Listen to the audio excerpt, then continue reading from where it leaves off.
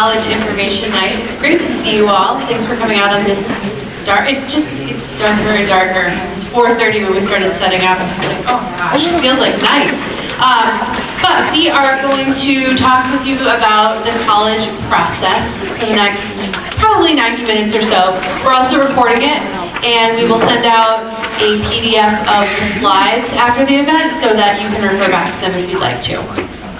So my name is Kate Driver. I'm the Director of School Counseling here at AMSA. This is my third year at AMSA. It's my 12th year as a high school counselor.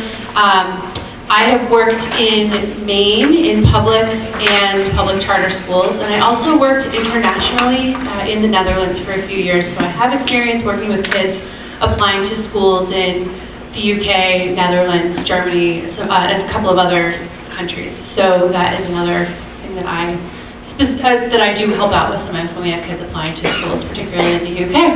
And I'm going to let my colleagues introduce themselves as well.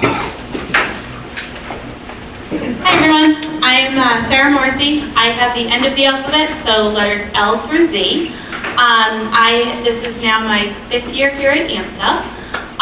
Previous to coming to AMSA, I actually worked in college admissions at a few schools in the Worcester area and did that for about 10 years or so. So my background stemmed from working with, right out of undergrad, working with students in the college process, and found that my relationships with the students was the best part of the job. So instead of doing it for a small portion of the year, I jumped to the other side of the desk and started working as a school counselor. So I've been here for 5 years and have had a really great experience. So very excited to start working with all of you.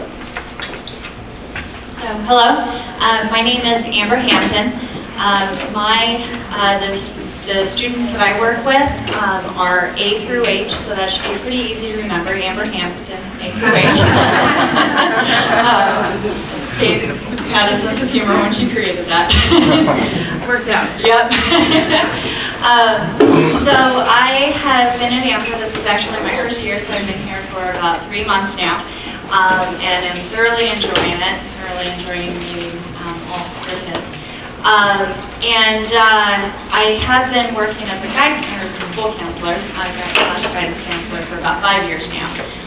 My background has been primarily focused on career development, particularly in relation to post-secondary plans. And I've worked with kind of developing programs around that and things like that. So I'm really looking forward to working with my juniors this year in terms of kind of helping them explore their career outlooks and how that fits in with their college goals. So. Awesome, thank you. And I didn't mention, it's up on the slide, I have students with last names I through K. So just a little bit about the way that we view, there we go,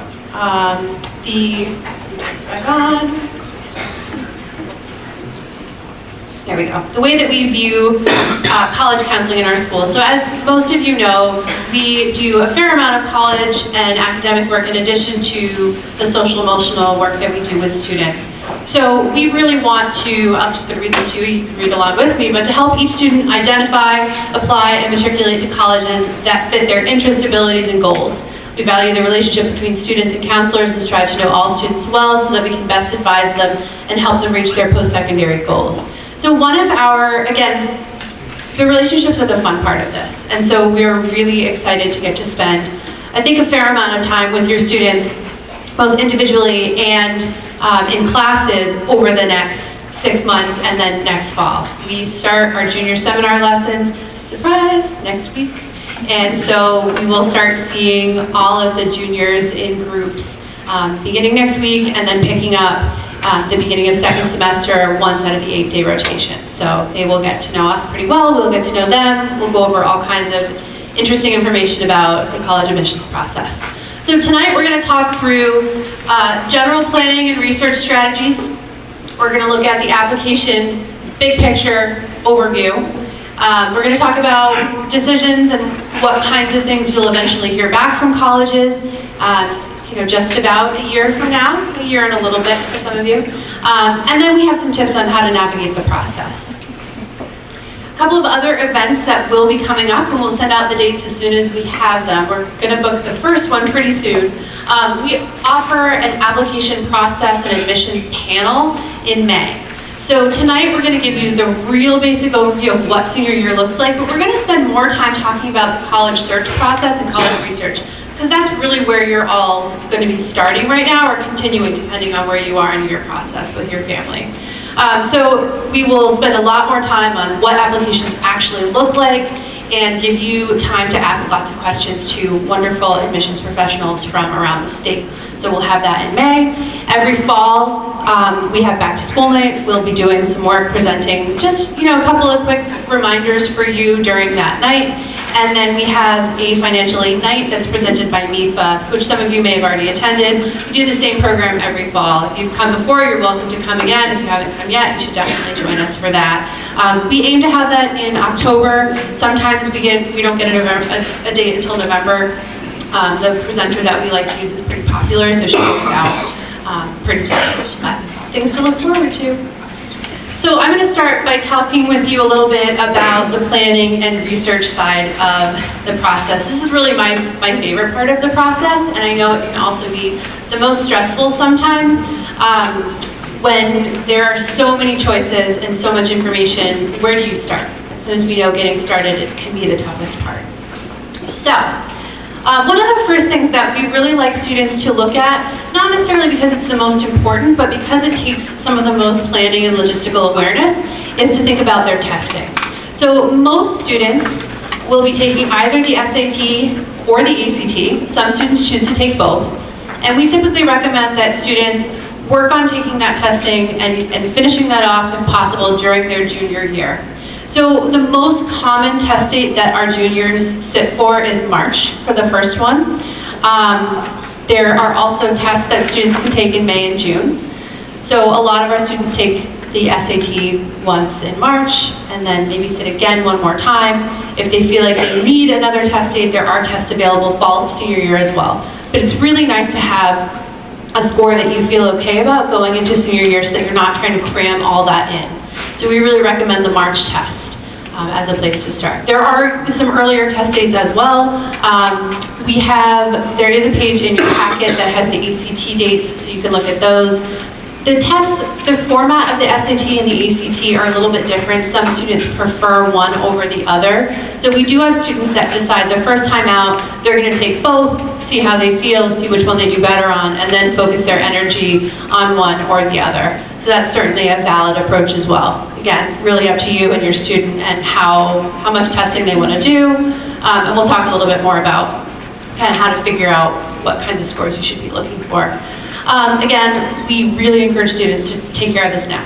So that's something that we would recommend that students can begin registering for those spring tests now. We will be presenting on PSATs on the 20th, and many students are beginning to get their PSAT score reports back in their emails. If they haven't yet, the College Board does that automatically now.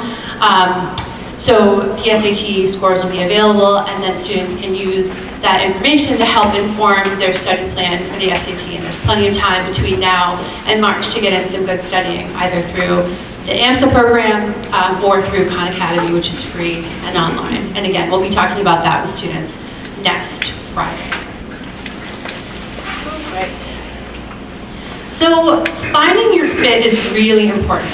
And we ask students to start thinking about what they want in a school. And there are thousands of schools in this country alone, and we're really going to focus on U.S. admissions tonight. If you are looking at other places, we can certainly talk more about that individually. Excuse me. But really, how do you narrow down 3,500 to 4,000 schools to, maybe 8, 10, 12? Yes. Yep, I will send a PDF of the slides and a link to the recording. Yep, awesome, great question.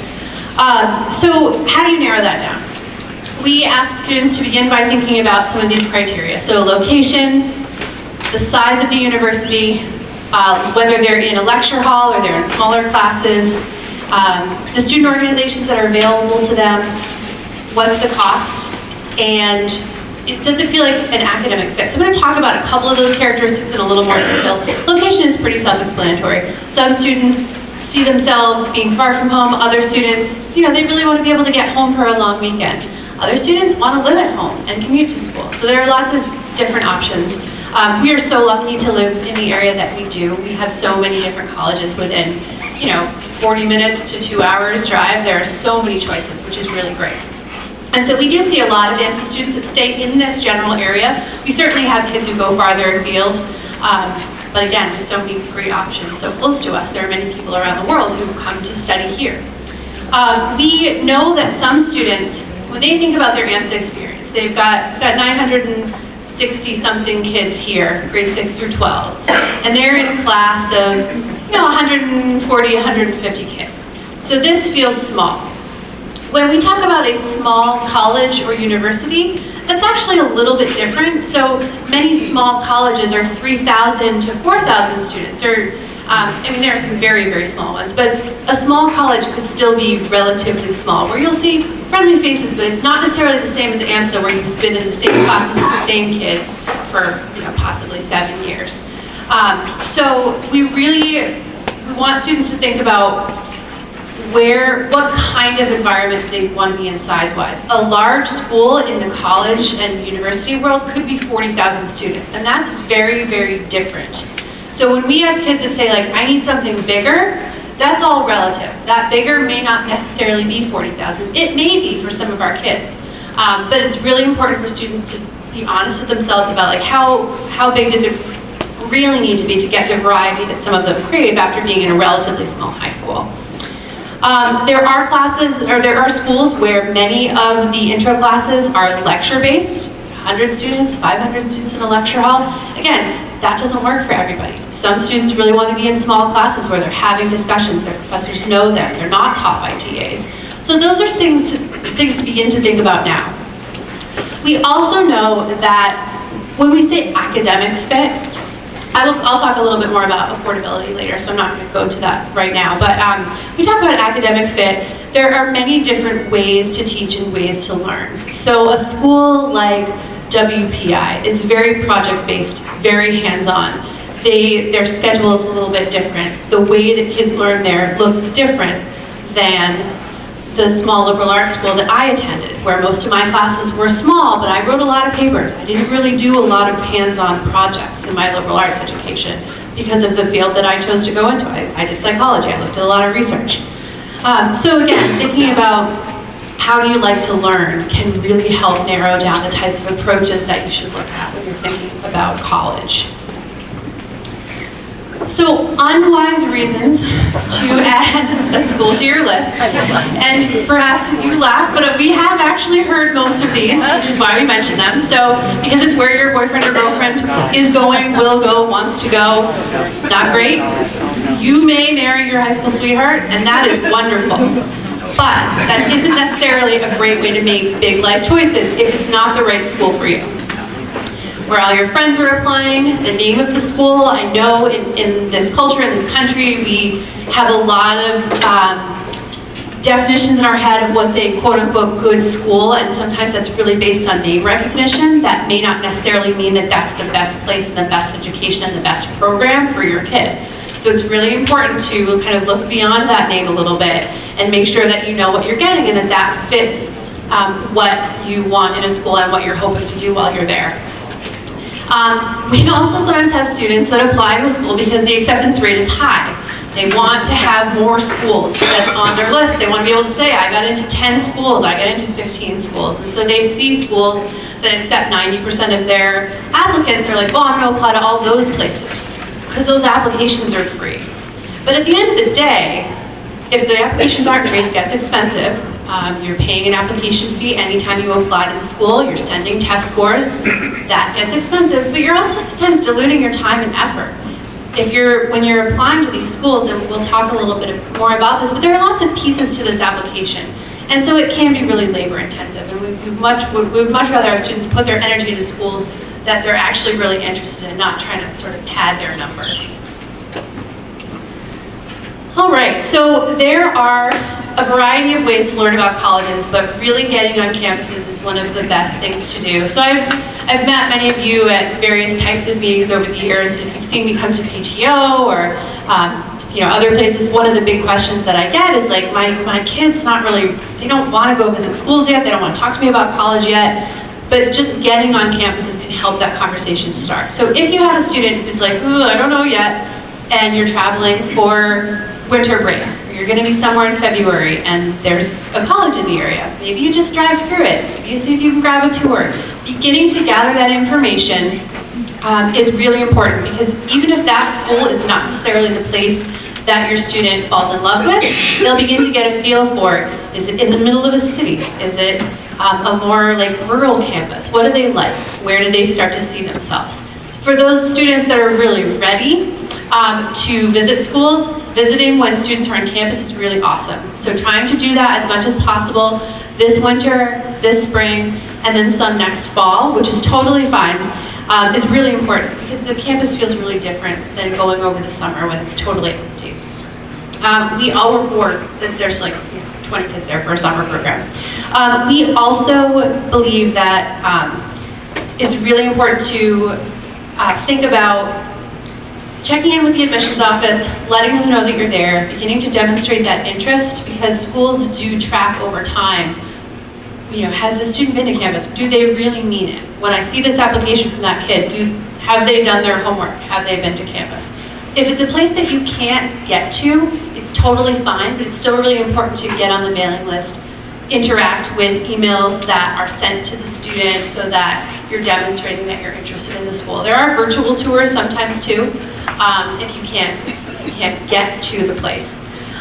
Scheduling an overnight can also be really helpful. Sometimes you can schedule an informal overnight with somebody that you know that might be at the school, but it's also possible to get hooked up with a student host and stay in the dorms, go to a class, and again, that can all be really helpful data to figure out, is this a place that your student wants to be? Students have 4 excused college visits junior year and 4 their senior year. And so some students choose to try to visit a few schools in the spring and then revisit schools during their senior year once they've been accepted. But you get 4 each year either way. When students are visiting, we really ask them to pay attention to how they feel on the campus. It's also important to think about, like, was there something maybe going on that made that campus not as great? If you go to RIT in the middle of winter and you don't love snow, it's good that you see it like that because it's really cold, but it definitely has a different feel than other times of the year. So you go and visit a college and it's really rainy, and you're like, oh, this place is dreary. It might not be as dreary on a nice day. Speaking to current students is really important. You have a tour guide, but we also encourage you to spend some time off the tour and see if you can ask questions of somebody who's sitting in the student lounge or the dining hall, and ask them, like, what's their major? Where are they from? Why did they choose the school? So that can be really, really helpful to find out a little bit more than you'll find out on the tour, because the tour guide is typically pretty knowledgeable and they're a student, but they are part of the PR and marketing for the school, and so they know what to say. And they have the stats that they're going to hit at various buildings, but you'll get more honest responses from other folks. We also, we try to ask kids to be open-minded. They may end up loving a school that they never thought they would like. That actually happens a lot. So if there are places that have a really strong academic program for something that your child is interested in, but they're like, I'm not sure. If you can't get there, it may actually help open things up. If it's possible to sit in a class or meet a faculty member, that can be really powerful as well, to see what that program really feels like. But many students are applying undecided, and that's okay too. So if that's not, if it doesn't necessarily make sense for you based on what your student is thinking about, that's okay. We also have college representatives that visit AMSA, and we had 70 colleges visit this fall. So that will happen again next fall. It starts basically the second week of school in September. They visit from September through November. Typically students, if they come to that visit, they sign up in Naviance. They have to get it okayed by their teacher 24 hours in advance, because they will have to miss class.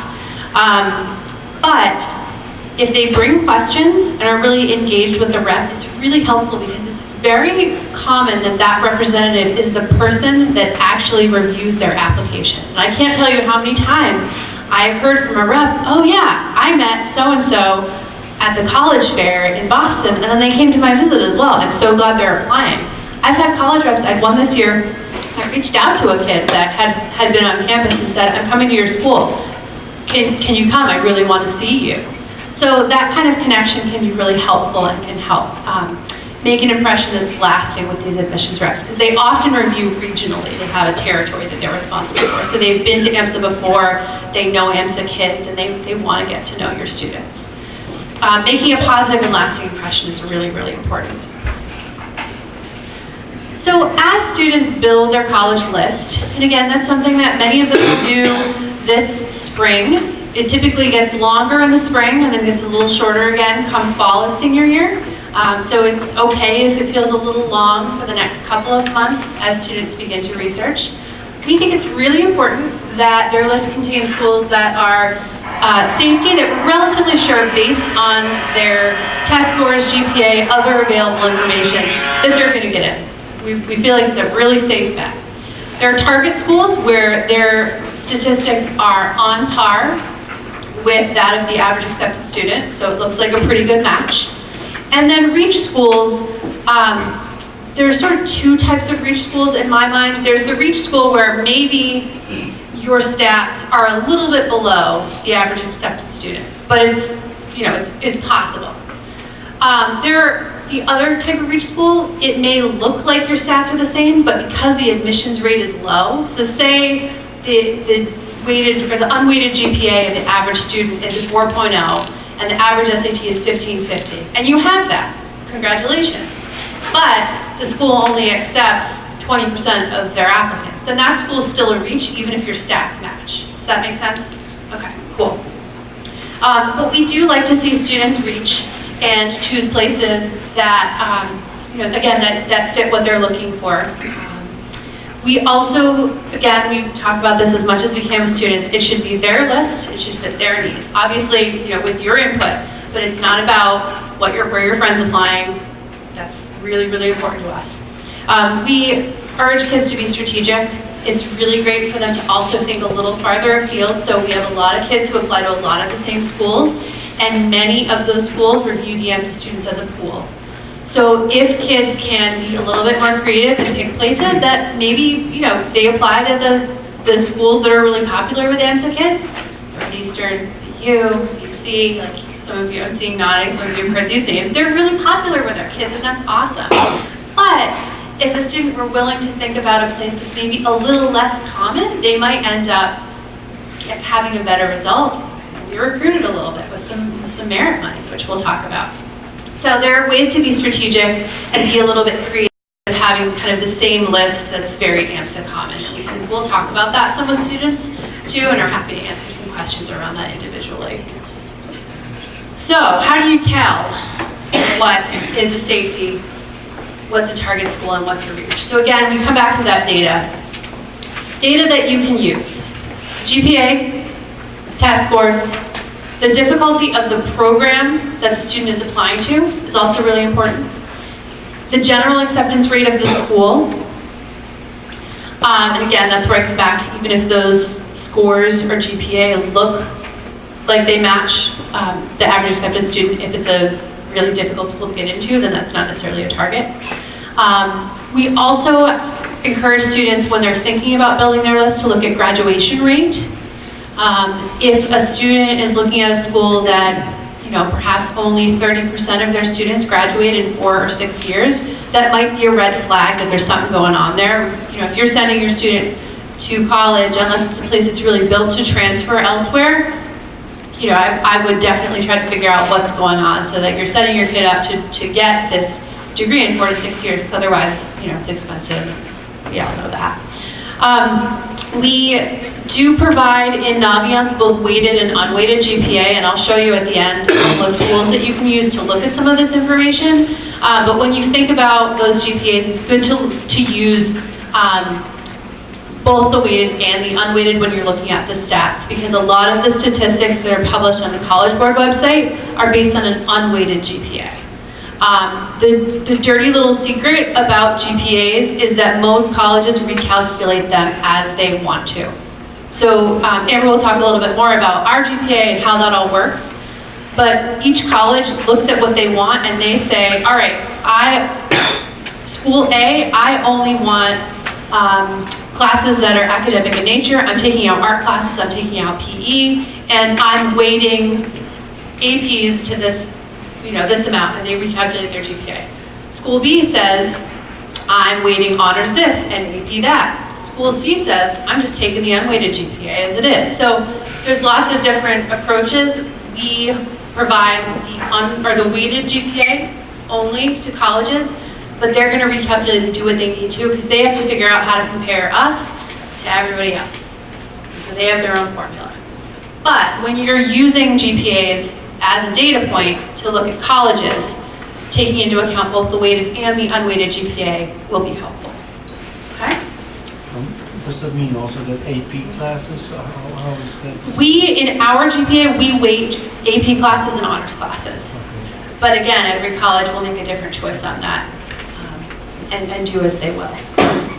So a couple of different tools that you and your students can be using to build these wonderful and robust and diverse college lists over the next few months. Naviance, which is, wow, Naviance, yeah. It's a great website. There's a lot of information there. Sometimes it can be a little overwhelming. It's also something that students will use a lot when they're applying to school. So we're going to spend a lot of time in Naviance over the next year. There are a couple of things. There's a college super match, which I'll just show you the quick, some of the basics. There are also scattergrams that have 10 years of approximately 10 years of AMSA acceptance data. That data, it's helpful. It's good to look at, but it's not something that at this point you can use to guarantee whether your kid's going to get in or not get in somewhere. So the scattergrams show whether students were accepted based on their GPA test score, and so you can kind of see what's the AMSA average. But college admissions looked a lot different 10 years ago than it does now. Every year, every single year, we get a bunch of emails that say, we had a record number of applicants this year. We are at a 9% increase. What was the Northeastern one today? I forgot. 28. The 28% increase in their early action applications. So again, that data is important and it's helpful and we want you to use it, but don't become so attached to it that you overlook using other sources of data to figure out what's the right place for your student. I'm also really fond of the College Board website. I don't know, I just like it. So I'll show you that as well, and I'll show you a couple of highlights, but there's a college search tool on that. You can save colleges on that as well. There's a lot of great data on there that helps students compare themselves outside of AMSA. So what does the general application pool look like for that school? What's the profile of the average accepted freshmen? So that's really nice to use. The New England Board of Higher Education has a list of schools. It's called the Tuition Break Program. So if your student wants to study something that's not offered at a UMass or Massachusetts system school, they can go to a list of other schools in New England for that program at kind of in between in-state and out-of-state tuition. So if you have a student that's picked something that's really, really specific and isn't part of the UMass system, there are some options for that. But UMass, state colleges, both of those. So that's a really great thing to look at. Unfortunately, we're very lucky in this state, there aren't as many programs that we don't offer. Again, coming from Maine, there were less schools, and so my Maine students could go a lot of different places, but there are those options, so we definitely want to mention it if you're looking at something specific. Lastly, net price calculators. So there are net price calculators available. They have to be on every college's website by law. Typically under financial aid, sometimes it's under admissions. They have to publish a net price calculator that you can put in information about your student and about yourselves, and you'll get an estimate of what your financial aid package might look like. So that can be a helpful tool to just begin to see, like, what are we talking here? what might you qualify for? Because sometimes it's really hard to tell at this point, and if you haven't been through this process before, what kinds of financial aid may be available. So I am going to switch gears and talk a little bit for a few minutes about college costs. And I hope that's okay, and I know this doesn't necessarily apply to everybody here, but every time I hear that, I think at this point, student loan debt has surpassed credit card debt in this country. I feel like I would not be doing my job if I didn't spend some time talking about this. So, so here you go. One of the most important terms to keep in mind when you're looking at financial aid is need. So need in the financial aid world is defined as what the government and or a college thinks that you need in terms of money to go there. It's not what you think you need or what I think you need. And typically that number is a little different. So when we will spend some time on financial aid during senior year, but next fall, you will be filling out the FAFSA, which is the free application for federal student aid. Some of you will also be filling out something called the CSS profile, which is often used by schools that have more money to give out, more need-based aid to give out, and so they want more information about your family than just the federal form. Both of those forms, basically at the end of it, the college gets information that says, we think that this family can pay $20,000 a year towards school. Or we think this family can put in $5,000. Or we think this family can put in $0.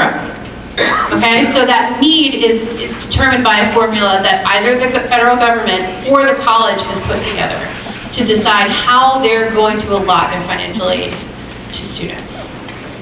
There is need-based aid, and again, that need-based aid is just based on that number. That's typically money that students don't need to pay back. It's grants, it's scholarships.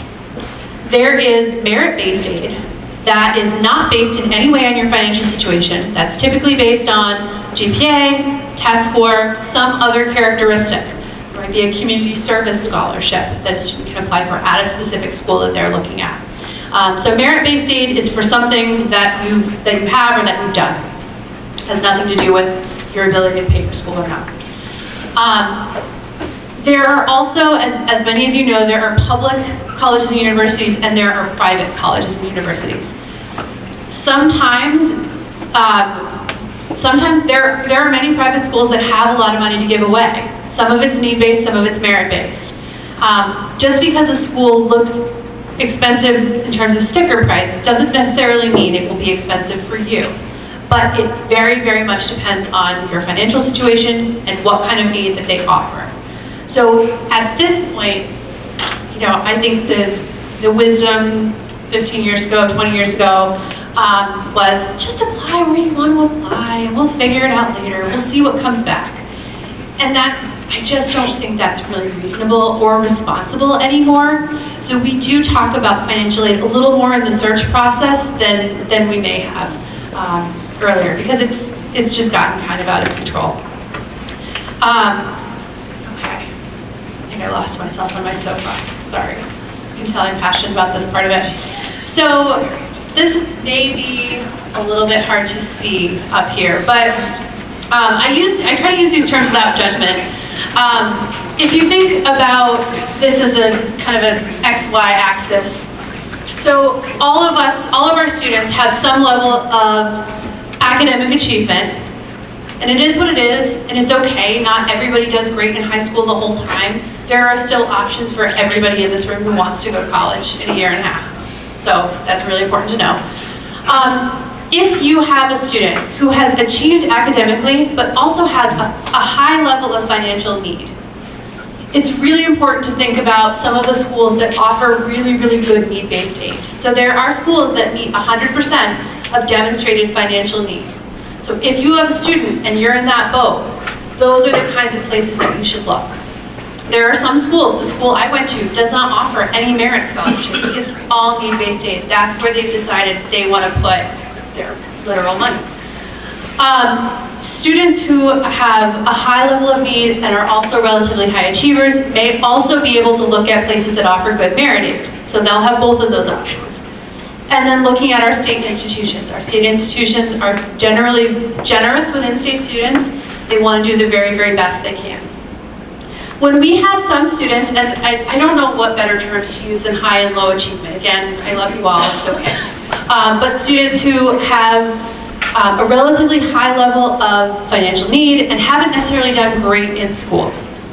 That's going to be a little bit trickier because they aren't necessarily going to qualify for the merit money. They're probably not going to qualify for that need-based aid either. So thinking about community colleges, transfer options, we have awesome options through the mass transfer program where students can spend 2 years at a community college and transfer directly with junior standing into approved programs at our 4-year colleges and universities. So that can be a great option for students who haven't necessarily knocked it out of the park in high school. Also looking at the state college system. There are schools that students who have not necessarily achieved academically, there are schools that will take those students, but they may not necessarily have the money to offer those kids. So it really depends. You have to do your research on that if you kind of have fallen here. So then we have some students who have a relatively low level of financial need and are high achievers. So those students, again, if you want money for school, looking at schools that have merit money is really important. If cost is no object, look wherever you want, and that's totally fine. But again, just some things to think about as you begin the search. Again, our state institutions do a really, really great job providing financial aid for our students. And then we have some students who don't necessarily have a lot of financial need and also haven't necessarily done great in school. Again, the community college option, the state college system option, but they may also have some options at private colleges that have medium to high acceptance rates. They may not necessarily have a lot of money to give away, but our students, will be accepted there with no problem because they're all academically prepared to be successful in college. So there are really all different ways to do this, and there are schools that can meet kind of every price tag and price point that you're looking for, but it's really good to think about some of this in the planning process. Okay, did I cover that well enough? Okay, this was a new slide this year, so just making sure. Okay, so I'm going to show you 2 websites real quick, and then I will hand it over to Amber because I've already taken a little more than my time. So this is the College Board website. I pull up Northeastern because it's one of the popular ones here with our students. So you can look kind of in general here. If you click over to deadlines, you can look at deadlines and such. You can look at the majors that they have, but I think the applying tab is really the most helpful when you're in the position that you are now. So students, we can see that this school is very selective. They accept 19% of their applicants. You can look at what's important. You can look at what's required.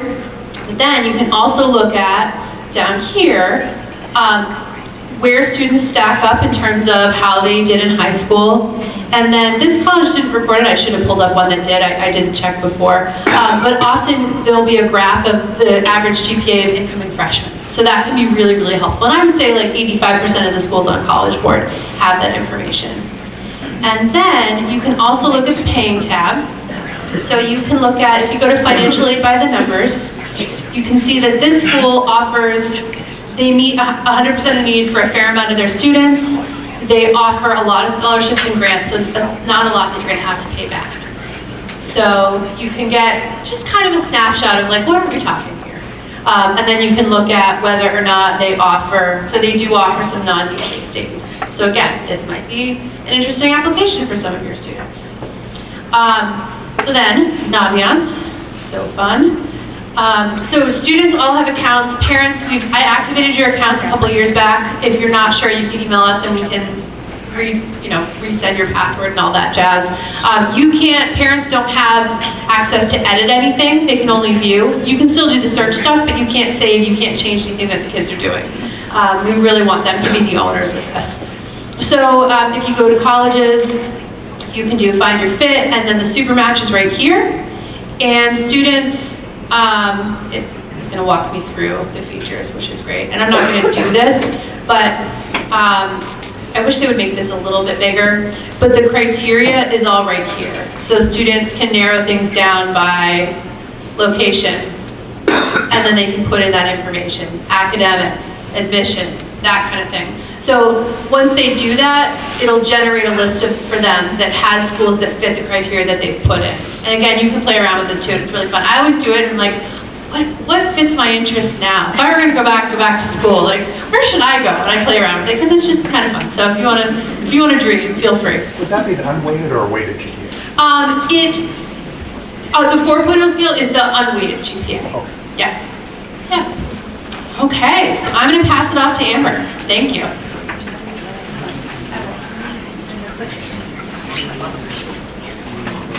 So this portion of the presentation we're going to be going over is the application overview. As Kate had mentioned with this part of the presentation, it's really, we're going to be going over just kind of general information to kind of prepare so that way everything that Kate just went through will kind of make a little bit more sense. Also knowing what to prepare for. But in our event in May, we're really going to go into detail about all of this. So, as well as kind of the MIFA night in October. So we strongly encourage you to come to those events as well. Okay. So the application really has to do with U.S. applications. We do have a number of students that do decide to apply internationally. And those elements of the application may be a little different. If your son or daughter does decide to apply to any international students or international schools, definitely have them come and see us, and we can help you through that process and help them through that process as well. So the pieces of the application, there is the actual application form. This may look like the Common App, which again we'll go over in a little bit more detail in May. There is also an application direct to institution, so that we would actually find an application on the college's website. There are a few others out there, but those tend to be the two most common ones. There is also an essay that typically most colleges require, and this is what's called the personal essay. Most colleges these days will actually use the Common App essay, and even if the student is applying direct to the institution, it might even say on their website that you can use your Common App the Common App essay. What's not on here, but just for your information, some schools will actually also require students to write supplemental essays in addition to the essay itself, the personal essay. The personal essay generally is about 650 words. We will actually be working with your son and daughter on their essay, and we actually have part of our junior seminar, there are 2 dedicated sessions to the personal essay, as well as some of the classes that your son or daughter is taking will also spend some time on working on the essay as well. So they will have plenty of time to work on this. We also encourage students to work on this and kind of perfect the essay over the summer as well. Another piece is the letter of recommendations, which we'll be going over, and I'll be breaking that down for you in the next few slides. There's the transcript and AMSA profile, which I will also be breaking down for you and what those include. Test scores, as Kate had mentioned, would be the ACT, SAT, and then if the college requires it, SAT subject test scores. As well as an interview. So some select colleges will require an interview for the student. And all of this information, when you are looking at colleges, once you have that list, or you're starting, that list is beginning to start to crystallize, usually it's a good idea for your son or daughter, and you actually, to go onto the college's website, look under admissions, and look at the pieces that are required.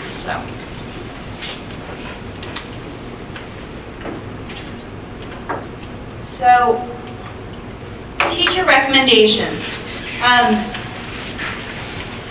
For our students, we ask them to ask 2 teachers for letters of recommendation. We actually ask them to limit it to 2 teachers of recommendations because most colleges want to see 2 in addition with the school counselor's letter of recommendation.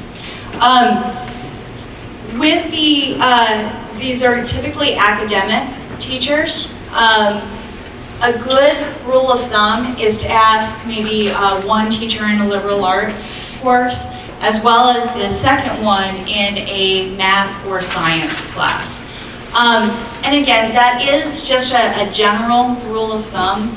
Really kind of the core pieces that your son or daughter should be thinking of, and students that you should be thinking of, is, does this class pertain to the major that I'm looking at in college, right?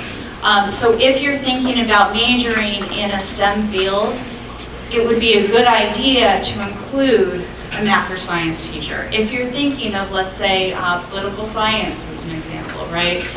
Maybe the English teacher and a history teacher might be better, okay? The other things to consider would be, do you have a relationship with that teacher? And could they write you a good letter of recommendation on your behalf? A last thing to consider would actually be how well you've done in the class. Sometimes the best letters are if you've struggled in a class and you've really overcome, okay? Usually there's a lot of rich detail and information that a teacher can give, and these are, again, very academically based, so that could be actually an excellent letter. The letters, the teachers should be teachers that you've taken in high school, ideally your junior year, and going to be your senior year, okay? You could go, again, 9th and 10th grade, especially if you have a really strong relationship with that person, but I wouldn't necessarily recommend going with a teacher that you had in 9th grade and you've never seen again.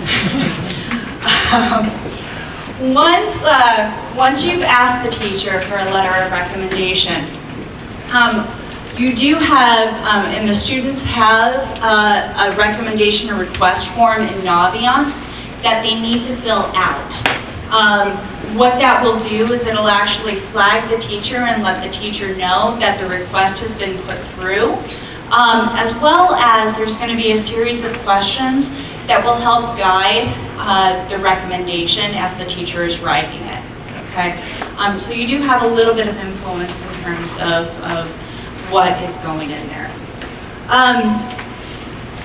These letters typically focus on the student's academic performance, so how well you did in the class, if you did struggle, the ways in which you overcame that, right, and kind of who you are within the classroom setting. And character as well, character that fits within the classroom setting. You will have, so we typically ask students to ask their teachers the spring semester of their 11th grade year, okay? If students, and this parents too, you can relay this information to your son or daughter, if you don't have a teacher in mind, because that sometimes comes up, or it can be a little overwhelming, like you have 3 people in mind, right, narrowing it down. But really, kind of, if you don't have anybody in mind, it is a good idea to start cultivating the relationships now with the teacher that you think you want to write for you, okay? And ways you can do that would be to meet with a teacher in their office hours, ask questions in class. If you're uncomfortable with asking questions in class, maybe wait till after class, right? Again, those relationships and having that relationship and cultivating that relationship can really do wonders in terms of the letters of recommendation. Recently for the senior seminar, and you'll get this information next year because it will be in there as well during your senior seminar. But recently we went over what colleges and college admissions counselors really care about when it comes to looking at a student's application. And letters of recommendation are ranked pretty high.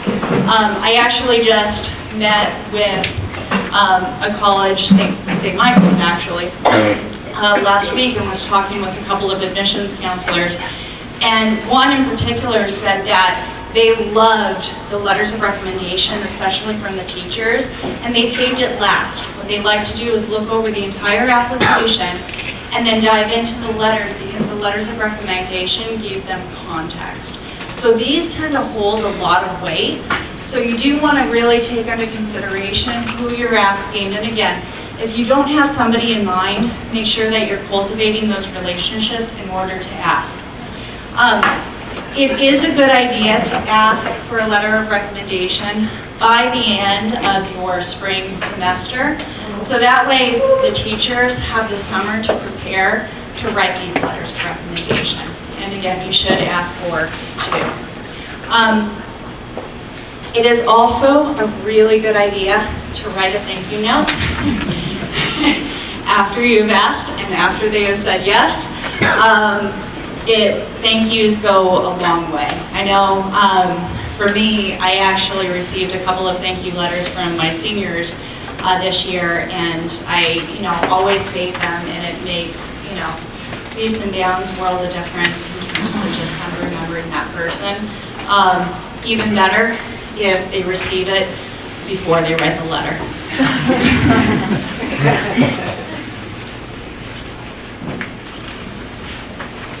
So the third letter will come from the counselor.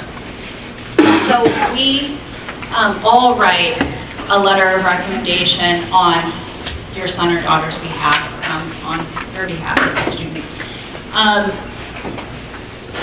There is a process to this. Our letters are a little different in that they focus more on the bigger picture. We do have an element of academics, the bigger picture of the academics. This may look, like your academic strengths, or even if there has been some difficulties in terms of a class, giving your application, your transcript, a little bit more context in terms of reasons why. We may not go into great detail around that, and we typically will work with students around those pieces and check and see like how much information do they want to give. But it can actually be really helpful in terms of explaining if there was a dip, in the GPA 10th grade year or even 9th grade year, right? We'll also go into co-curricular and community involvement. It always amazes me when I am working with juniors and I get them in my office one-on-one and ask them, so what have you been doing? Tell me a little bit about your extracurriculars, and how most students always underreport. And what I found is sometimes they just don't, recognize the amazing things that they're doing. And in working with the students, my seniors, and also getting to know the juniors this year, you guys are doing amazing things here. And so this part of the letter can actually be really fun to really highlight some of these pieces and the depths at which they're contributing to their community and to society. So we'll have that piece to it, as well as personal characteristics, in terms of personality, how they function within the school, what are they like within the community, things like that. So it is really an overall, like I said, focus on kind of the bigger picture.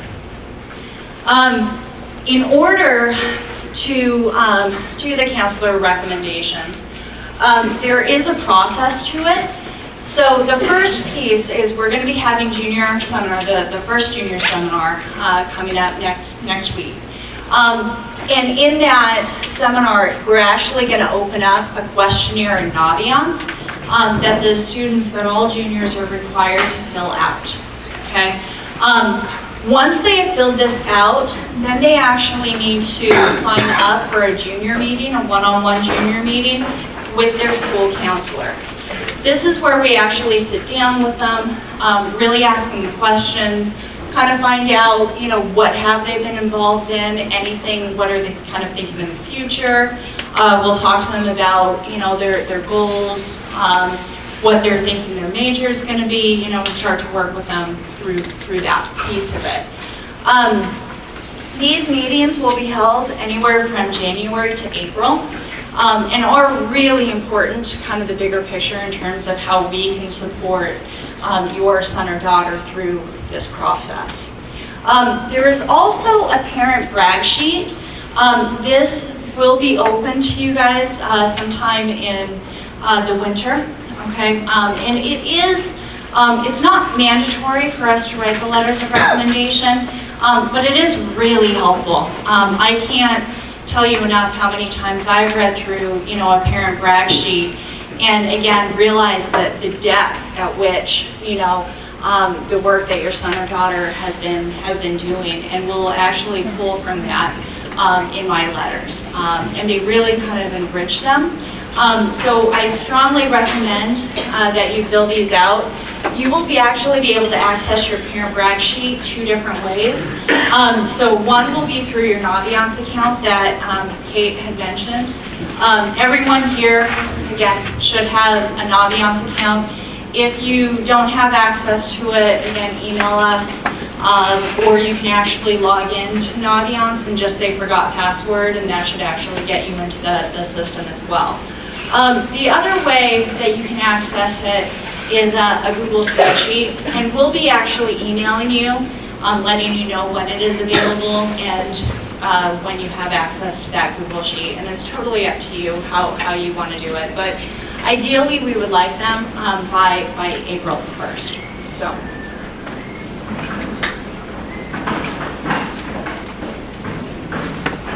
Okay, so the next part, transcript and the AMSA profile. So every college requires transcript. What will be on the transcript is going to be the students' grades. And the way we report grades on the transcript is freshman through junior year will only have final grades on there. It won't break it down per semester, which is actually really beneficial, and kind of give you an idea, because I'm sure many of you have had a moment when looking at your son or daughter's transcript, one semester or a quarter, going, oh my gosh. And most pull it through, with the work of and help of the teacher and the school counselors and things like that. So it will have the final average. Now, senior year, we actually do report each quarter, and we'll actually send colleges the transcripts after each quarter, okay? The first initial transcript that goes out, the GPA will be an average of the first 3 years, so freshman to junior year. We will be telling all juniors that, again, junior year does matter. It is important to really kind of, put in that work, and make sure that you're maintaining that GPA, because that is the first initial GPA that they see. As Kate had said, each college kind of calculates and recalculates GPA differently. So I actually have heard some colleges that when they do get that first initial quarter 1 transcript, that they will pull those grades and they will average them in. Some schools will do that, some won't. But those grades do also count and matter. Grades will also be averaged after the first semester, so they'll be recalculated after semester 1, senior year. So again, the 2 points of GPA that colleges will see is the first 3 years, freshman to junior year, and then after January 23rd, okay, of their senior year. The GPA that we report is weighted only. So even though you're going to be using kind of that 4.0 scale when you're kind of looking at colleges, what we report, And what we ask your son and daughter to report is the weighted GPA and only the weighted GPA. And the reason being is, as Kate had pointed out, that every college recalculates it differently. We don't want to recalculate it for them with the potential of them losing points, okay? So we will only report that. The other piece too is that we only provide rank for the top 2 students, okay? And the main reason is because of the positions that they hold. But the other main reason is what we've actually found, and actually what a lot of competitive high schools have found, is if the class is smaller, when you report rank to colleges, it ends up doing the students a disservice.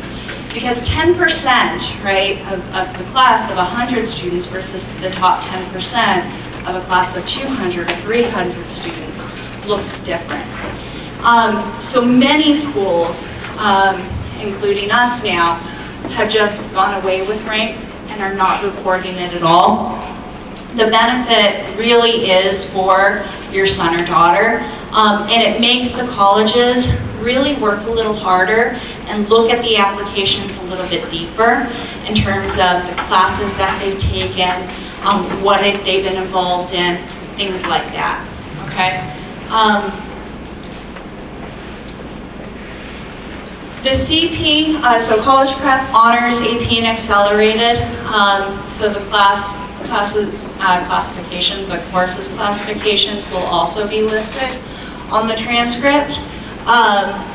And then in addition to the transcript, so the first 4 that are listed are all on the transcript, is the AMSA school profile. So what the AMSA school profile does is it really breaks down what we do here at AMSA and really highlights the competitiveness that our students are experiencing in terms of, and how well they're prepared to go on to college. We highlight kind of the APs that we're offering. We highlight how well our students are doing in this environment. And again, it gives a general overview of the profile, but really adds kind of a depth and context to the students' transcripts. Both will be sent. If you ever actually want to look at the AMSA school profile, it is listed online, so feel free to jump in and pull that up. You can also email us and we can send it to you as well.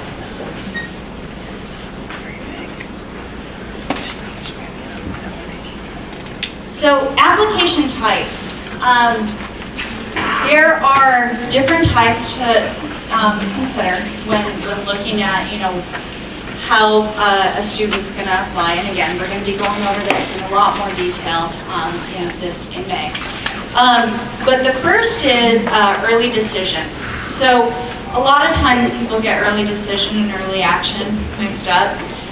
Early decision is a key piece to know. It is when your son or daughter applies early decision, if they decide to apply early decision, it is a binding contract that you actually as a parent need to sign, your son or daughter needs to sign, as well as the school counselor signs. And what you're basically stating is that early decision is if your son or daughter and you have found that this school is the right fit, academically is the right fit, financially, because you definitely want to look into the financial piece of it by actually going on to the net price calculator online, and basically all the factors, right? And if this is exactly where your son or daughter wants to go, and you guys are happy with it, early decision is definitely the direction to go. It can, bring a little bit more weight to an application, which is, can be helpful. But again, only go down this road if this is going to be a definite, in terms of like, this is where, if your son or daughter got in, this is where they would go. So does that mean Yes. that you can only do this for a single school? Yes, exactly. Yeah. You can only apply one early decision, and if your son or daughter gets in, you actually have to withdraw all other applications. So So it can be beneficial, but again, I wouldn't necessarily go here lightly. There is also restrictive early action, which is a newer type of application that's kind of come out in recent years. This is not binding, but typically limited. So restrictive early action will actually say like you can only apply to one school that is restrictive early action, and then I believe the rest regular decision or rolling.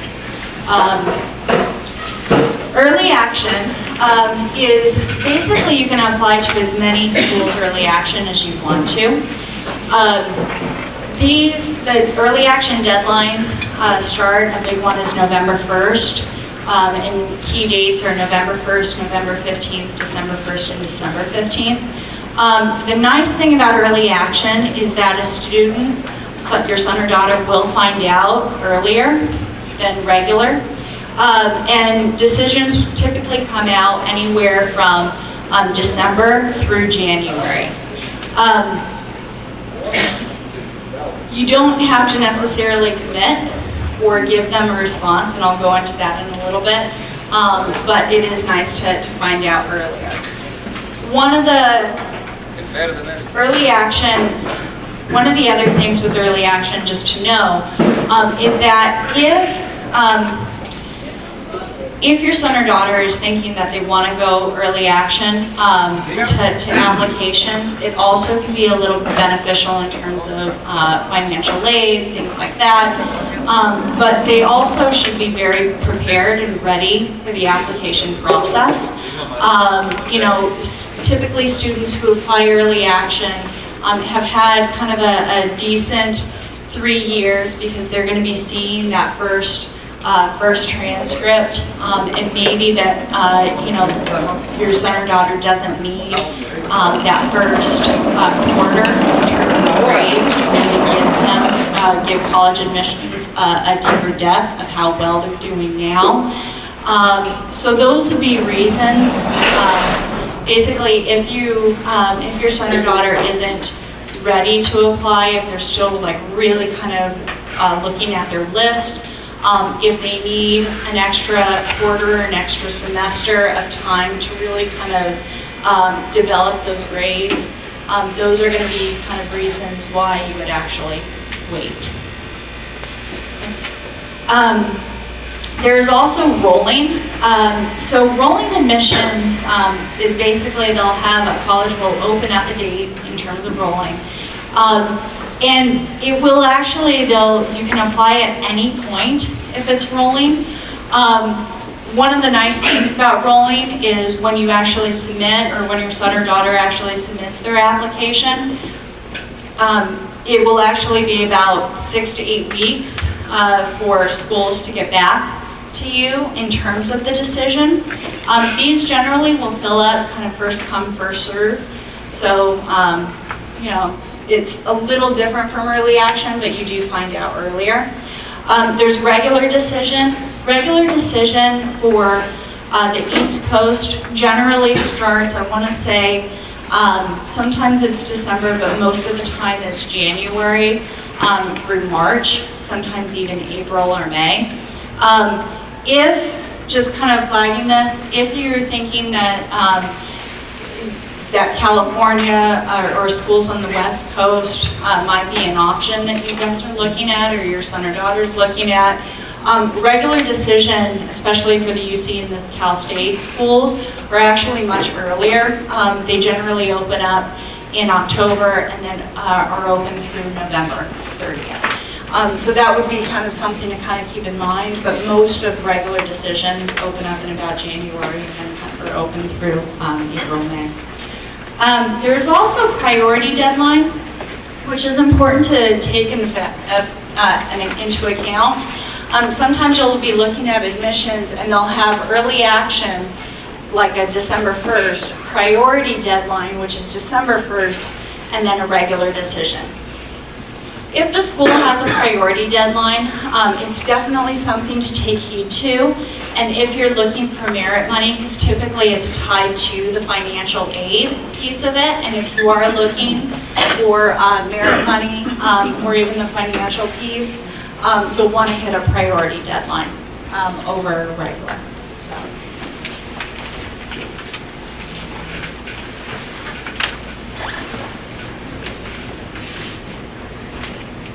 So I'll go through these ones kind of quick. The waiting game. So once your son or daughter has applied, gone through the process, it's really good to know in terms of that when they are kind of waiting for those decisions to come in. Scholarships, this is actually a really good time to apply for scholarships. Scholarships for us are located in Naviance. We actually update the list pretty regularly. As well as there's national based scholarships that you can apply to, and a really good time to start looking at it.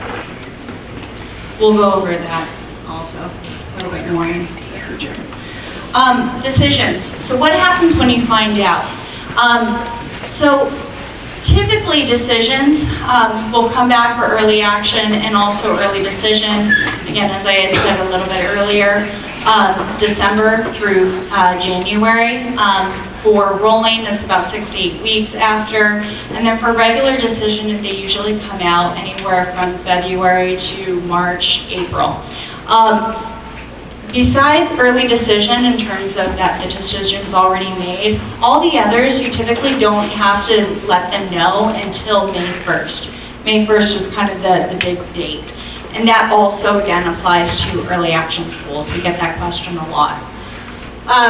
College responses that you can receive, accepted. Congratulations, you made it. You're in. Deferred.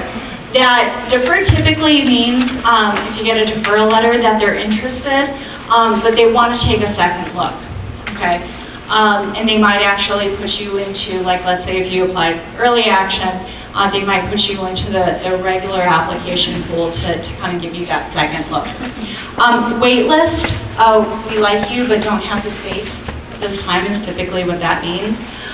If you are waitlisted, sometimes it can be difficult to get in.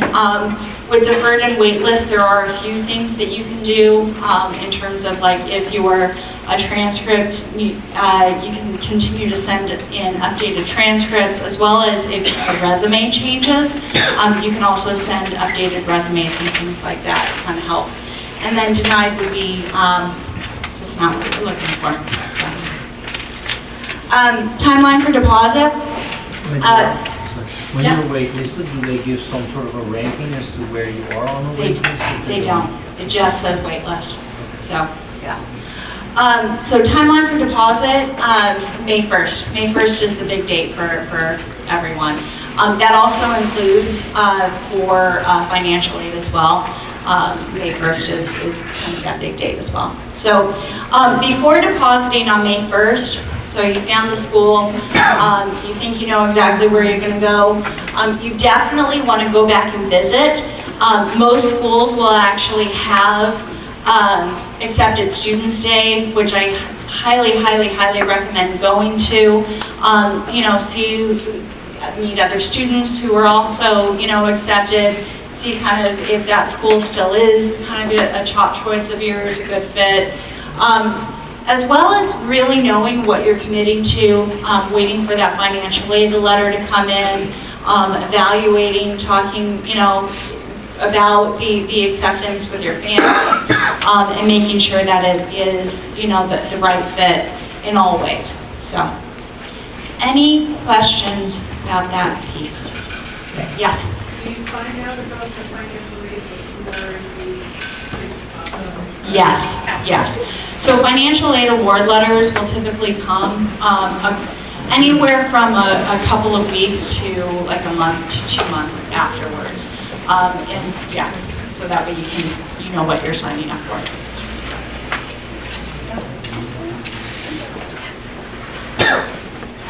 All right. Go for it. So when you do early action, Yep. how do you know that you've got the money for it already, or how do you know, like, how would you know? So you mean for the early decision in Yes. order to make that binding commitment? So that's where those net price calculators that Ms. Driver talked about on the website, those are very helpful at that point. But how So would you know if you've got a merit score or not? you wouldn't necessarily know an exact amount, but the things that they ask for in the net price calculator would be the student's GPA, SAT scores, in that class rank, although we don't, if they required it, that would give you a gauge that if that student was to be accepted at that school, how much approximately they may qualify for in merit money, if they qualify for anything at that particular school. Alright, so like a rough estimation. Yes, and for the schools that do have early decision, their net price calculators are pretty accurate and give you a really good picture because of the fact that that contract is binding and you're saying, if you accept me, we will come regardless of what you package us at. Because they've already put it out there approximately about how much it's going to cost for you or for your student to attend this year. Yes, that's a good question. So navigating the process. I know everybody's on total overload right now, and we threw a lot of information at you. So hang tight with me. It won't be too much longer, I promise. But this is kind of, these are like the how can you support your student through the next couple of months, or actually the next year and a half. It's a difficult process, I'm not gonna lie, and there'll be many ups and downs throughout the process, good and bad. Trust me, we hear from the student on our side, mom and dad drive me crazy, to mom and dad calling us on our side saying, can you please check in with them? I can't ask them again if they've done X, Y, and Z, or else they're gonna throw the computer at me. So, we get it from both sides, we understand it's a very overwhelming process, and we'll be here throughout the process to kind of help you. All right, so again, working together is going to be the best way to get everything done. The biggest thing is, through this process, it is your students' process. It is their next steps out of your house into the real world, kind of. And we really want to put them in the driver's seat. We want them to be navigating the process. We want them to be doing the research and looking for schools, because they're the ones that have to live at a college for 4 or 5 years, depending on their program that they've enrolled in. They're the ones that are getting the experience, although I'm sure most of the parents in the room would love to go back to school. I know I would. But it's really their process, and we want to embrace them to really own it and to be the drivers throughout this process. We want to set reasonable expectations, so making sure that, like was mentioned earlier, that we're picking schools that not only are a good fit for our students academically, but they're going to be a good fit for them socially, as well as in a place where they feel comfortable and they feel safe. If your student is a homebody, looking at schools on the West Coast is probably not a good idea. Although, I will say, letting them start the process big and then work towards home happens quite a bit, let me tell you. But helping them to figure out what it is that they want from a school, what's going to be the best fit. If they tend to be a student that is more shy and timid, being in a large lecture hall might not be the best thing for them because they're not going to have that interaction. They're not going to be able to get to know their professors. But for the student that can learn in a large setting and is ready to really spread their wings and do big things, then maybe a larger university is a good idea. But helping your student to figure that out and not just saying, well, I think you're this. I think this would be a good fit for you, because we all know that they're just going to say, well, no, it's not. So we want to make sure that we're empowering them to kind of figure it out on their own.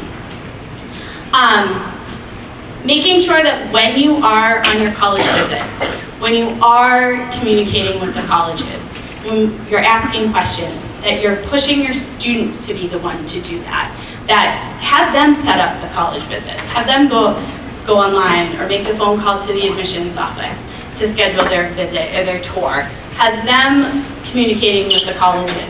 Having been on the other side of the desk, it speaks volumes when a student's able to do that versus having the parent do that. So really pushing our students throughout the next year and a half that you're not going to be there when they go to register for classes. You're not going to be there, to call the professor to say, I'm sorry, they missed that assignment. They were really sick. It's now the student's responsibility. So let's start giving them and empowering them to take those next steps and do those things on their own. How can parents help? So while your kids are in the driver's seat and we want them taking control of this, we still want you in the car because we know they're not going to necessarily be able to do everything and that you are still a really big part of this process for them. So we want you to be helping them be mindful of the pressures of senior year. This, both with the social, emotional stuff going on, as well as the academic piece, we often find that during the senior year, mom and dad are starting to realize, oh my gosh, my babies are going. I'm going to be an empty nester. I'm going to be at home with my husband all by myself now. Mine are still way little, so I don't have to worry about that just yet. But I have heard that. But at the same time, your son or daughter is like, I'm ready to go. So make sure that you're really being cognizant of all of those ups and downs that are going on through this process. And it can be a very stressful process for the student. Not only just filling out the applications, writing the essays, in the supplements, they're doing a lot of kind of reflective material. They're really looking at themselves and saying, oh my goodness, I'm leaving home. And whether or not they want to necessarily tell you that they're having those kind of feelings, it's going on in their head, trust me. They're in our office, they talk about it a little bit. So really being that support for them and knowing that they're going through the same things that you are, just in a different way. And having realistic expectations. So, making sure that no matter where they end up, for whatever reason, that the schools that they enroll in, that you're going to be proud of them, you're proud of what they've accomplished just by getting through AMSA. I mean, that in and of itself is a huge accomplishment.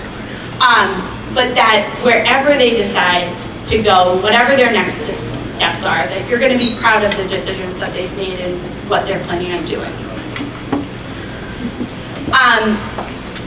Helping them through the financial process, that's going to be your big role, because let's be honest, that's pretty much coming out of your pocket and not theirs, or at least not initially.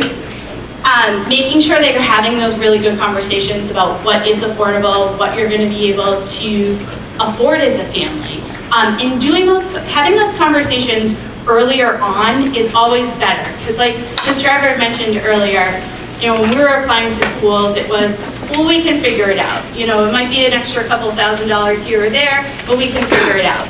It's not that easy anymore. That we're looking at hundreds of thousands of dollars that you might be taking out in loans and just hoping for merit scholarship money. So really making sure that you're having that conversation of when you graduate from college, you are going to owe X amount of dollars in loans, or we've only been saving for 5 years for you to go to school, or we've been saving your whole life. Making sure that your student realizes what is in the bank in order to pay for school, so that they are not, hoping and praying that we'll just find money somewhere, because it's kind of hard to find like $30,000 every year. So really having those good conversations now, even though they can be tough, making sure that everybody's kind of on the same page. Parent brag sheet was mentioned. This is the best document I can say goes into the student's folder. I can't tell you how many times Ms. Hampton mentioned it, that a student will say, well, I did UNICEF and I ran track, but that's really it. And then I get this parent brag sheet that's 6 pages long that talks about all of the amazing things that they've done in their community, that they've had internships, and mom and dad go into super detail about it. It's amazing because I don't realize that they've done it, and then I can do a follow-up conversation with the student and say, why didn't you tell me X, Y, and Z? And they're like, oh, I didn't think it was a big deal. I'm like, it's a huge deal. I also pulled out phrases that how parents describe their student. I've used phrases and put them right in my letters because they're such a great way to describe their individual student. So super, super important. Please take the time to do it. They're so valuable to us. And then an organizational system, having a Google Doc, having an Excel spreadsheet, having a sheet where you can keep track of everything, a shared document, so everybody kind of knows what's going on. As much as students, you don't want to always be telling mom and dad everything, this is huge, because then they know and they won't question, have you done X, Y, and Z? If you're checking the list off as it goes, they can see that you're doing what you said you were doing, and everybody's on the same page. So our role as a counselor, we're here to really help you develop the list, work through the process with you, make sure that you're on task and you're meeting all the deadlines and benchmarks that you need to be meeting throughout this process. We're a resource. We'll write your college letter of recommendation. We send all of the materials out to all of the schools and manage that process. We'll provide support both during junior seminar as well as senior seminar. You will see a lot of us over the next year and a half. And lots of other things, if you plan ahead. We are a very, very busy department, especially, I would say, the three of us in the fall. We will bend over backwards for students, no matter what cost, if you plan ahead. I can't make miracles in 2 hours, or I can't meet a deadline. You know, I can't write 5 letters of recommendation that are due the next day. When we plan ahead, we can spend time, we can look at the list, we can really, do whatever it is that you need us to do, but it takes time to do all of these things. So when a student plans ahead, believe me, we can do a lot of things. Just a little caveat at the bottom, we're not here to chase, badger, or micromanage the process for your student. We really want the students to embrace and own the process and be accountable. So we can remind, and believe me, we remind all the time. But when it all comes down to it, it is the student's responsibility. So we can't sit there and actually write their essay for them or send their application. It really is on the student to do that. Junior seminars, these are just some of the topics that we go over. This presentation really is broken down into junior seminar, and we'll go into great detail with all of our students about each of the topics that we talked about tonight. But really giving you the opportunity to research colleges, to work on the college essay. We do 2 full class periods all in the college essay.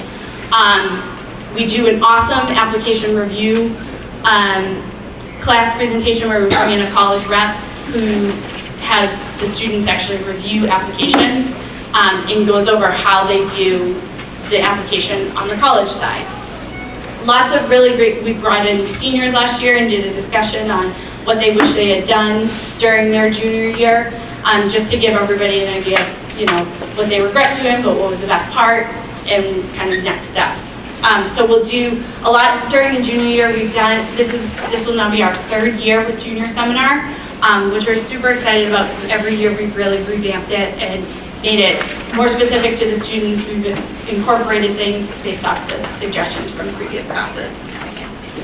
Senior year, start to finish, senior sem, we will work through the application and the process with your student. We will make sure that you're meeting deadlines. We will constantly be following up with our students. But the biggest benefit, I think, that we have, the fact that we are able to do both junior seminar and senior seminar, which sets AMSA apart from a lot of high schools in the area or just across the country, is that you have full access to us.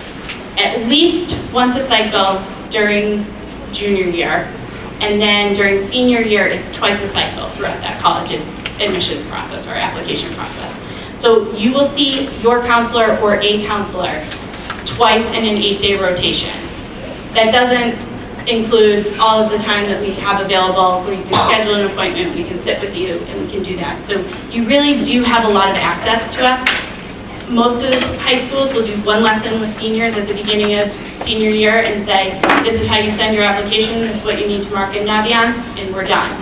And everything else is on an individual basis and scheduling appointments. But we really do spend a lot of time with our juniors and seniors walking through this process and helping in any way we can. All right, focus for junior year. So moving forward, what should you be doing? Developing that college list, researching, looking at schools, really trying to find those schools that are different from what everybody else is looking at, and finding schools that are going to be of interest to you, not because of the name, but because of the size, because of the programs that they offer, because of the extracurricular programs that they offer. So really spending some time looking at lists and looking at colleges and developing a list. Working on your grades and strengthening your transcript in any way you can. Participating in meaningful activities. If you haven't joined a lot of clubs or organizations, that's okay. But figuring out if there's one or two things that you can do that maybe would kind of boost your application. Side note that didn't really get mentioned today, if for some reason you can't participate in a club or activity or can't be involved after school because you have family obligations or because you work, those all count towards the application process. So colleges want to see that you are doing something. If that means that every day you have to go up at home and take care of a younger sibling, you're doing something. So as long as you are participating in something or have some kind of job or some kind of role after school, that's what colleges want to see. It's not necessarily a list of activities 10 miles long. Building relationships with teachers. Ms. Hampton talked about this quite a bit. This is your time. I can't tell you how many times I get to meet with students towards the end of junior year and they're like, I still don't have a teacher recommendation. Start working on that now. If you can't think of a teacher that would be a good fit for you to write a letter of recommendation for you, start building that relationship. Start working with some of your teachers now.